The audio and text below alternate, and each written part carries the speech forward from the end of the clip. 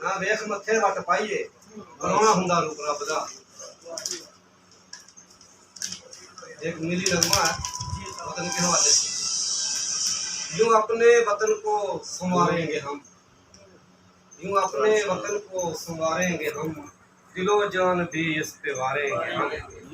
रवां सांस में तुझको रखेंगे हम, तेरा नक्श दिल पे उबारेंगे हम। दिलों में उठेगा नया वलवला सा, दिलों में उठेगा नया वलवला सा, तेरा नाम जब भी पुकारेंगे हम। हथेली पे जहाँ रख के पाया तुझे, हथेली पे जहाँ रख के पाया तुझे, उम्र तेरी खातर गुजारेंगे हम। तेरे वास्ते जो मुशक्कत करेंगे, तेरे वास्ते जो मुशक्कत करेंगे, सितारे ज़मीं पे उतारेंगे हम, सितारे ज़मीं पे उतारेंगे हम। ये वादा है सफदर का तुझसे वतन, ये वादा है सफदर का तुझसे वतन, कर्ज तेरा एक दिन उतारेंगे हम। बहुत शुक्रिया साहब। और अब एक पंजाबी गज़ल चंद अशार।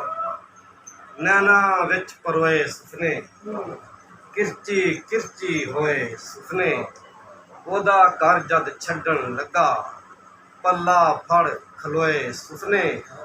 हसदे हसदे केड़ी गल्लों, मैनू तक के रोए सुपने, ओनू तक के गैरां दे नाल, जिउंदे सी जो मोए सुपने। जेड़े कल तक मेरे है सन, किन्ने मेथों खोए सुपने। राती रोंदे रोंदे सफदर, हंजुआं विच होए सुपने, नैना विच परोए सुपने, किरची किरची होए सुपने।